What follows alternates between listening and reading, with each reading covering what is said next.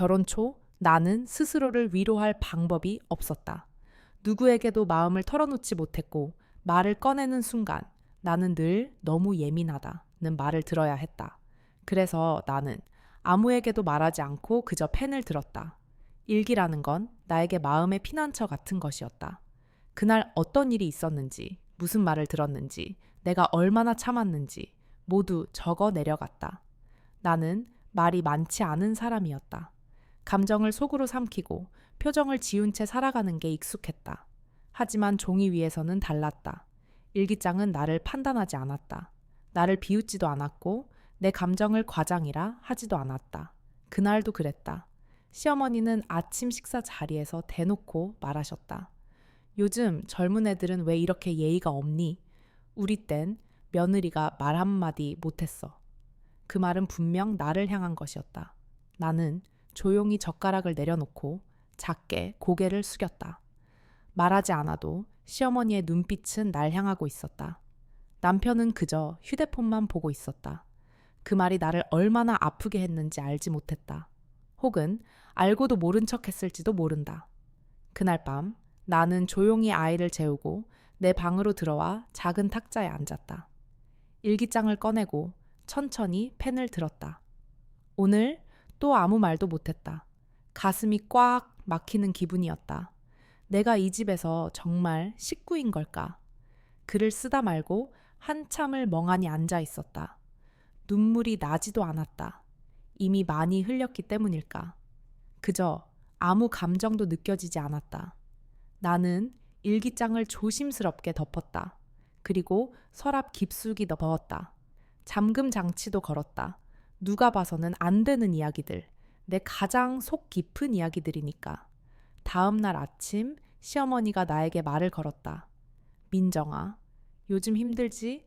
밤마다 뭐 쓰던데 그런 거 너무 빠지지 마라.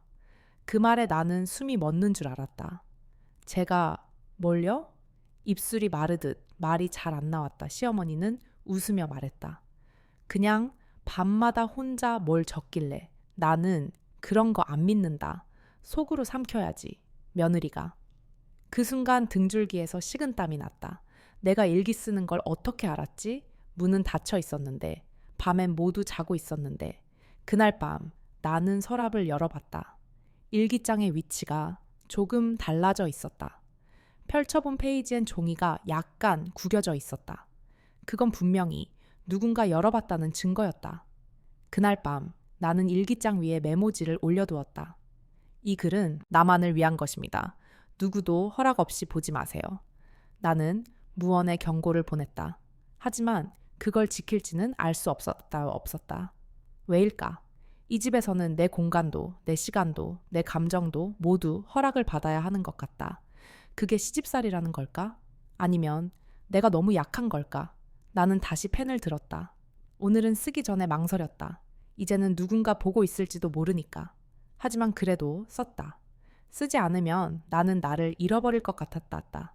그리고 다음 이야기는 내 가장 깊은 공간을 누군가가 정말로 뒤적이는 걸 내 두 눈으로 보게 되는 순간에 대한 이야기다. 그날은 평소보다 일이 일찍 끝났다. 비가 올 것 같은 흐린 오후였고 기분도 이상하게 가라앉아 있었다. 오늘은 그냥 집에 일찍 가고 싶다. 마음이 내에게 그렇게 말하고 있었다. 평소보다 1시간 정도 일찍 집에 도착했다. 현관문을 조심히 열고 들어가자 집 안은 조용했다. 다들 나갔나? 나는 그렇게 생각하며 슬리퍼를 신고 조용히 거실로 들어갔다. 그런데 방 쪽에서 인기척이 들렸다. 나는 조심스럽게 걸음을 옮겼다. 그리고 내 방 문이 반쯤 열려 있는 걸 보았다. 그 안엔 시어머니가 있었다. 나는 숨을 멈췄다. 그리고 그녀의 손에 들린 걸 보는 순간 심장이 덜컥 내려앉았다. 내 일기장이었다. 그녀는 앉은 채로 일기장을 펼쳐 읽고 있었다. 펜으로 밑줄까지 그어가며 나는 문 앞에서 몸이 얼어붙은 채로 그 장면을 멍하니 바라봤다.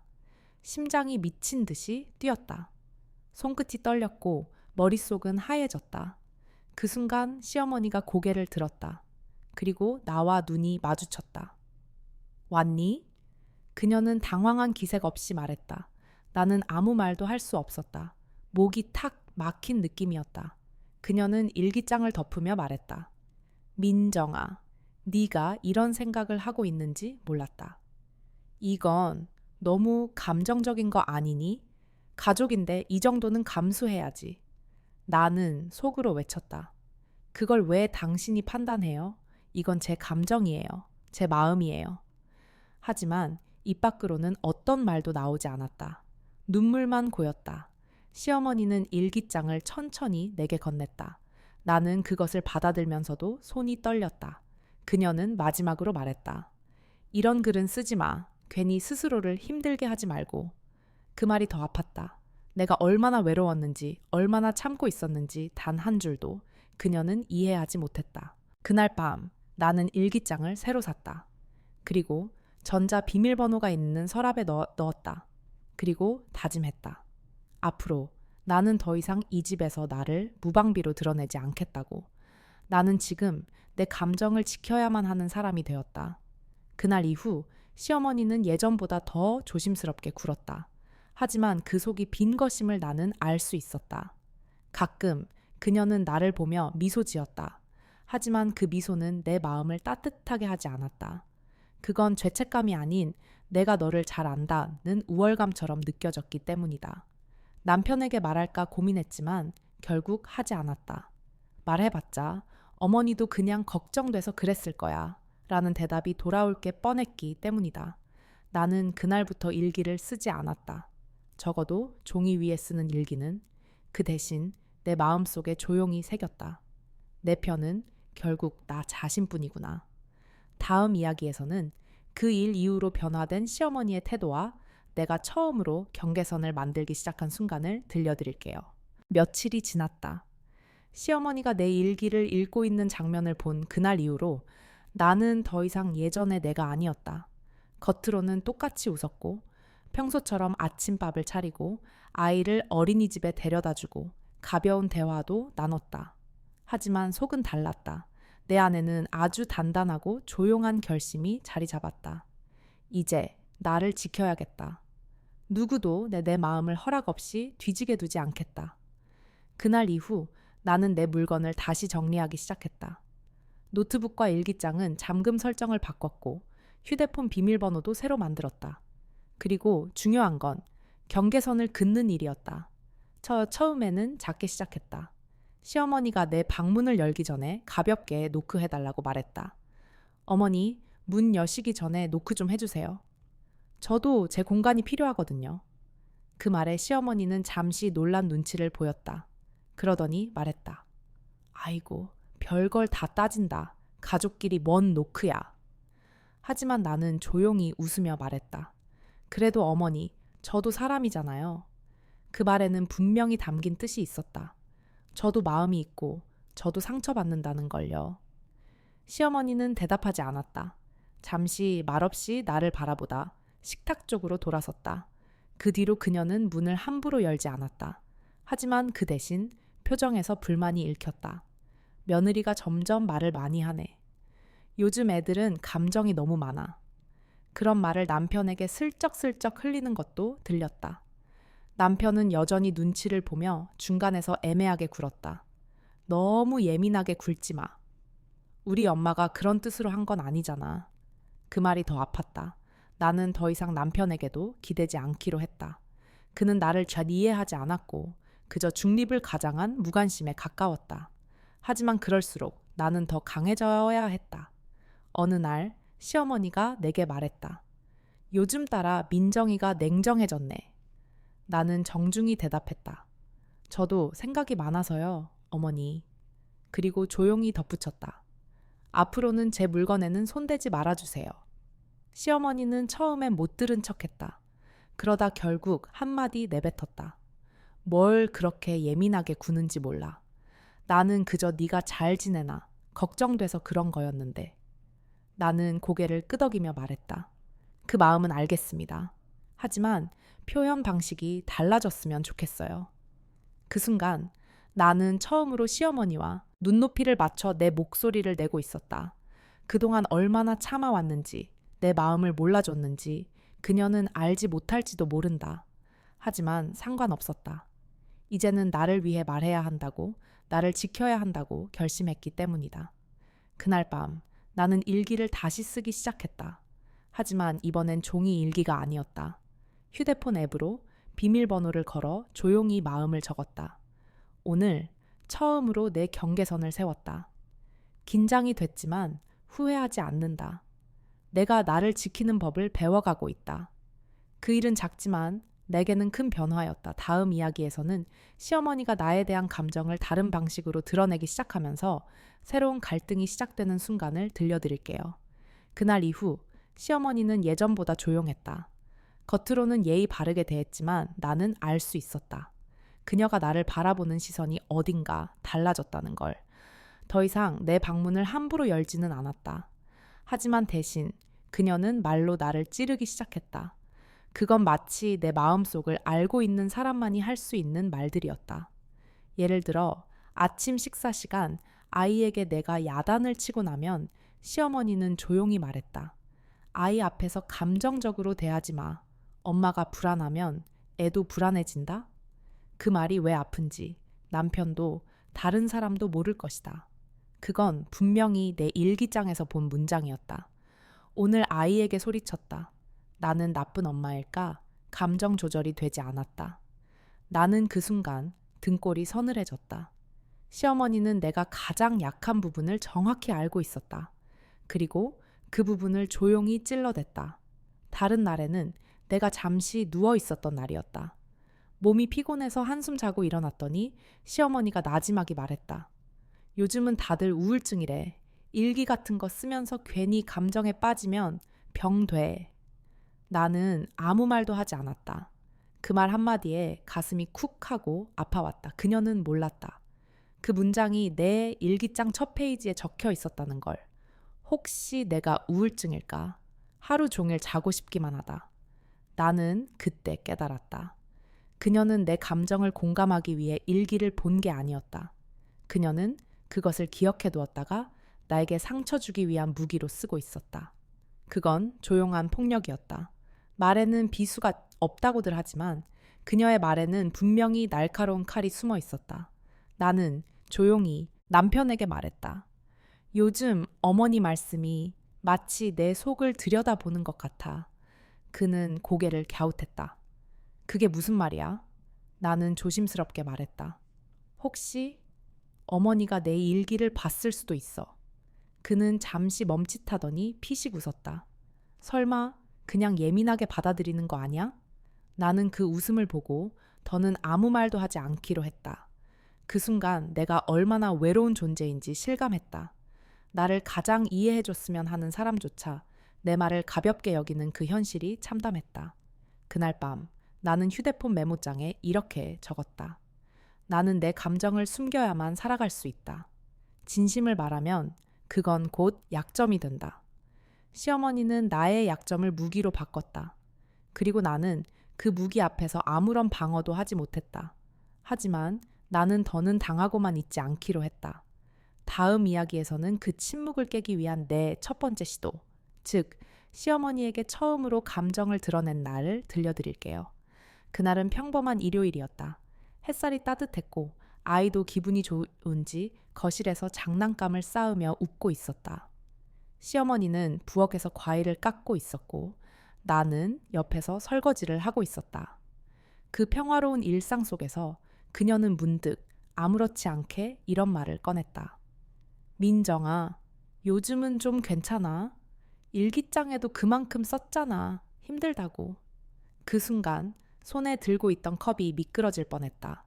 심장이 멎을 것 같았다. 나는 조용히 고개를 돌려 시어머니를 바라보았다.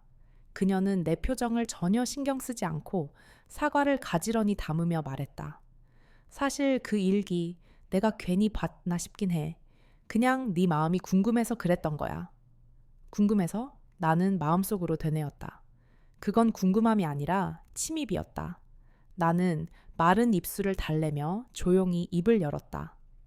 어머니, 그 일기장은 누가 봐도 안 되는 제 마음이 담긴 공간이에요. 제가 감정을 숨기지 못하고 글로라도 정리해보려 한 거였는데 그걸 누군가가 몰래 읽었다는 건 그 자체로 너무나 큰 상처예요. 시어머니는 순간 멈칫했다. 하지만 곧 익숙한 표정을 지으며 말했다. 그래도 가족이잖니. 난 너를 걱정해서 그런 건데 그걸 그렇게까지 상처로 받아들이면 곤란하지. 나는 조용히 고개를 저었다.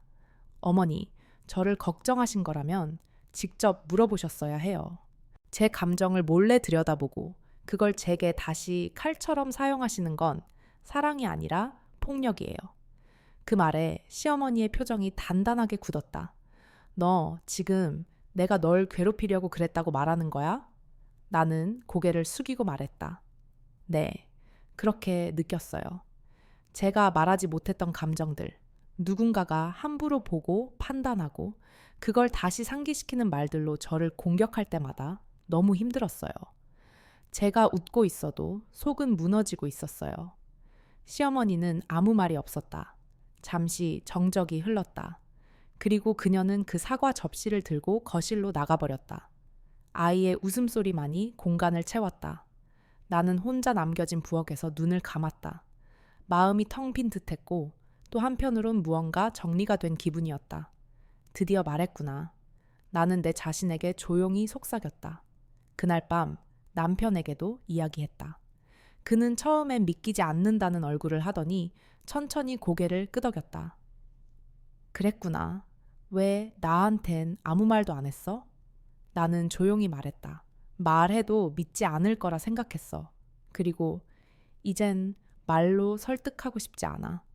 그냥 내 감정을 있는 그대로 받아주어 줬으면 했어. 남편은 아무 대답도 하지 않았다. 나는 알고 있다. 그 역시 이 상황이 버거울 것이다. 하지만 지금은 그 누구보다도 내 자신을 지키는 게 우선이었다. 처음으로 감정을 말하고 나니 마음 한편이 조금 가벼워졌다. 물론 모든 것이 나아진 건 아니었다. 하지만 적어도 이제는 침묵하지 않기로 했다. 다음 이야기에서는 그 이후 시어머니의 반응과 우리 가족 사이에 생긴 새로운 거리감에 대해 들려드릴게요. 그날 이후 시어머니는 단 한마디도 나에게 말을 걸지 않았다. 같은 집에 살고 있었지만 서로 다른 세계에 존재하는 사람처럼 말을 아꼈고 표정도 차가웠다. 밥을 먹을 때도, 아이를 돌볼 때도, 집안일을 함께 할 때도 그녀는 마치 내가 투명인간인 것처럼 행동했다. 처음 며칠은 그 침묵이 오히려 편했다. 아무 말도 듣지 않아도 되니까.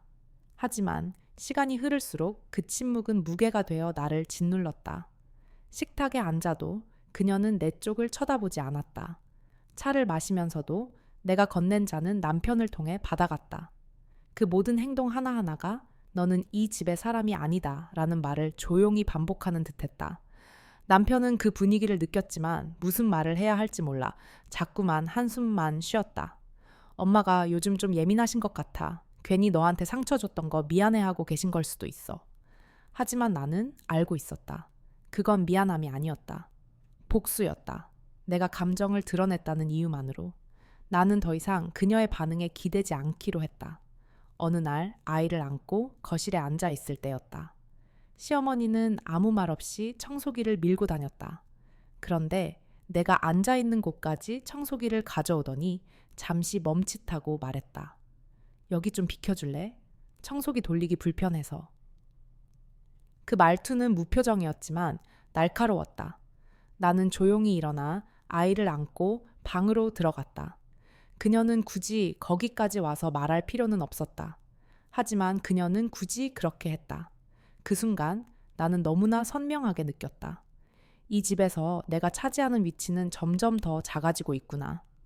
그리고 나는 아이가 있는 앞에서는 이 모든 긴장과 차가움을 보여주고 싶지 않았다. 나는 결심했다. 이 집에서의 역할을 다시 생각해보기로. 다음 날 남편에게 말했다. 우리 잠시 분가해보면 어때? 그 말에 남편은 당황한 표정이었다. 갑자기 왜 그래? 지금 이렇게 같이 있는 게 나도 힘들고 어머니도 힘들어 보여. 남편은 한참을 침묵했다. 그게 정답일까? 더 멀어지지 않을까? 나는 고개를 저었다. 이미 멀었어. 오히려 지금은 각자 정리할 시간이 필요한 것 같아. 그 말에는 단순한 분가 이상의 의미가 담겨 있었다. 나는 이 집에서 며느리로만 존재하는 게 아니라 한 사람으로 존중받고 싶었던 것이다. 그날 밤 남편은 시어머니에게 조심스럽게 그 이야기를 꺼냈다고 했다. 그녀는 아무 말도 하지 않았다고 한다. 그 침묵은 어쩌면 동의도 거절도 아닌 그녀 나름의 반응일지도 모른다. 나는 그날 밤 일기에 이렇게 썼다. 말이 없는 사람일수록 더 조심해야 한다. 그들의 침묵엔 감정이 담겨 있다. 그리고 나도 이제 내 감정을 숨기지 않고 내 삶의 방향을 선택할 수 있어야 한다. 다음 이야기에서는 우리가 드디어 분가를 결심하고 짐을 싸는 날의 이야기를 들려드릴게요. 분가 이야기를 꺼낸 후 며칠간 집안은 이전보다 더 조용해졌다. 남편은 퇴근하면 말없이 방에 들어갔고 시어머니는 TV를 틀어놓고도 그저 화면만 멍하니 바라보았다. 그리고 나도 말을 아꼈다. 아무 말도 하지 않으면 상처도 덜 받을 줄 알았는데 그 침묵이 오히려 더 고통스러웠다. 어느 날 아침 남편이 조용히 말했다. 우리 다음 주말에 이사하자. 나는 고개를 끄덕였다. 하지만 마음속은 복잡했다. 이게 정말 잘하는 선택일까? 아이에게 상처가 되진 않을까? 그리고 나 자신에게는 이사 준비를 시작하자. 집안 분위기는 더욱 서늘해졌다. 박스를 꺼내고 옷과 책을 정리하고 아이 장난감을 하나씩 담을 때마다 묘한 기분이 들었다. 그 순간 내가 이 집에 머문 수많은 시간이 떠올랐다. 처음 결혼해서 들어왔던 날, 어색하게 인사하며 잘 부탁드립니다. 라고 말했을 때, 시어머니는 그때 환하게 웃어주셨다. 그 미소는 진심이었을까? 그렇게 생각하자 마음이 먹먹해졌다. 짐 정리를 하고 있을 때 시어머니가 다가왔다. 그녀는 아무 말도 없이 내 손에 들린 박스를 내려다봤다. 가는 거 정말로 좋은 선택일까? 그녀는 그렇게 말했다. 하지만 목소리에는 어떤 아쉬움도 후회도 없었다. 나는 잠시 고민하다 조용히 대답했다. 저도 확신은 없어요. 하지만 지금은 이게 최선이라고 생각했어요. 시어머니는 고개를 끄덕이더니 이어서 말했다. 그래, 너도 이제 어른이니까 네가 판단해서 움직이면 되는 거지. 그 말은 인정이 아니라 무관심처럼 느껴졌다. 나는 고개를 숙이고 다시 박스를 닫았다. 그녀는 돌아서며 마지막으로 한마디를 덧붙였다. 아이 장난감은 다 가져가. 여긴 다시 올 일이 없을 테니까. 그 말은 칼처럼 가슴에 꽂혔다. 그녀는 정말로 우리와의 관계를 끊어낼 준비를 하고 있는 것 같았다. 이사 당일 비가 내렸다. 아이를 안고 차에 오르기 전 나는 현관 앞에서 한 번 더 집을 바라보았다. 이 집에서 웃은 날보다 울었던 날이 더 많았던 것 같다. 하지만 그럼에도 불구하고 나는 이 집을 떠나며 작은 바람 하나를 품었다. 언젠가 서로의 마음을 조금은 이해할 수 있는 날이 오면 좋겠다. 시어머니는 끝내 우리를 배웅하지 않았다. 현관문은 닫힌 채로 그녀는 모습을 드러내지 않았다. 남편은 조수석에 앉아 한참 동안 말을 하지 않았다. 그러다 천천히 입을 열었다. 어릴 때는 엄마가 전부였는데 지금은 왜 이렇게 멀게 느껴질까? 나는 그의 말에 아무 대답도 하지 않았다. 그저 창밖으로 떨어지는 빗방울만 멍하니 바라봤다. 그 빗소리는 마치 마음속 울음을 대신해주는 듯 조용히 그리고 깊게 울리고 있었다. 다음 이야기에서는 분가 후 처음 맞이한 날들 그리고 시어머니 없는 공간에서 우리가 어떻게 적응해 갔는지 들려드릴게요. 새로운 집, 새로운 공기, 그리고 새로운 정막. 분가를 하고 나서 처음 며칠은 모든 게 조용했다. 아침에 눈을 뜨면 부엌에서 들리던 시어머니의 기침 소리도 TV의 뉴스 소리도 이젠 더 이상 들리지 않았다. 대신 아이의 웃음소리와 남편의 커피 내리는 소리, 그리고 내가 창문 여는 소리만이 공간을 채웠다. 이 조용함이 처음엔 참 평화로웠다. 누구의 눈치를 보지 않아도 되었고 누구의 말 한마디에 가슴 졸일 일도 없었다. 점심에는 남편과 아이가 함께 식탁에 앉아 웃으며 밥을 먹었다. 그 순간만큼은 이게 가족이지 라는 생각이 들었다. 하지만 밤이 되면 그 조용함은 또 다른 모습으로 다가왔다. 아이를 재우고 불을 끄고 누우면 그때부터 마음속이 뒤숭숭해졌다. 이게 정말 우리의 평온인가? 아니면 누군가를 잃은 공허함인가? 그럴 때면 남편도 말없이 창밖을 오래 바라보았다. 그러던 어느 날 밤 남편이 조용히 입을 열었다. 엄마랑 처음 떨어져 살아보는 것 같아. 나는 고개를 끄덕이며 그를 바라보았다. 어릴 땐 엄마가 늘 곁에 있었고 결혼하고 나서도 같이 살아서 이런 기분이 익숙하지 않아. 그의 목소리는 살짝 떨리고 있었다. 혼자 계실 때 괜찮으실까? 갑자기 건강 나빠지면 어떡하지? 그의 걱정이 진심이라는 걸 알았다. 나는 조용히 말했다. 나도 걱정돼. 하지만 지금은 우리 모두에게 거리가 필요한 시간이야. 그 거리가 상처를 봉합해 줄 수도 있어. 남편은 내 말을 듣고 잠시 고개를 끄덕였다. 그리고 조심스럽게 물었다. 나중에 엄마한테 연락해도 될까? 나는 미소 지으며 말했다. 당연하지. 그건 너의 엄마니까. 그 말에 남편은 조금 안도하는 표정을 지었다. 다음 날 남편은 시어머니에게 문자 한 통을 보냈다. 엄마, 잘 지내시죠? 혹시 필요한 거 있으시면 말씀 주세요. 한참 후 답장이 왔다. 잘 지낸다. 내 아들 목소리는 오랜만에 듣는구나. 짧은 문장이었지만 그 안엔 수많은 감정이 담겨 있었다. 남편은 그 문자를 보고 한참을 바라보다가 작게 중얼거렸다. 보고 싶은가 봐. 나는 그의 손을 살짝 잡았다. 괜찮아. 조금씩 천천히 다시 다가가면 돼. 그날 밤 나는 오랜만에 일기를 꺼냈다. 그리고 이렇게 적었다. 시어머니와 나 사이엔 아직 풀리지 않은 감정들이 많지만 이 거리와 침묵이 언젠가는 대화와 이해로 바뀌기를 바란다. 상처 위에 다시 온기를 얹을 수 있기를. 아이의 코 고는 소리가 작게 들려왔다. 나는 그 소리에 작게 웃으며 전등을 끄고 조용히 눈을 감았다. 다음 이야기에서는 시어머니와의 첫 통화, 그리고 다시 조심스럽게 엮이기 시작한 관계의 작은 전환점을 들려드릴게요. 이사 온 지 3주째 되는 날이었다. 그날 아침은 평소와 다를 것 없이 평온했다. 아이를 어린이집에 데려다주고 혼자 집으로 돌아오는 길에 문득 전화벨이 울렸다. 낯선 번호네. 잠시 망설이다가 전화를 받았다. 여보세요? 잠시 정적이 흘렀다. 그리고 들려온 목소리는 너무 익숙했다. 나다. 어머니. 내 목소리가 순간 떨렸다. 아이가 잘 지내니? 그 한마디에 나는 숨을 가다듬고 조심스럽게 대답했다. 네, 잘 지내요.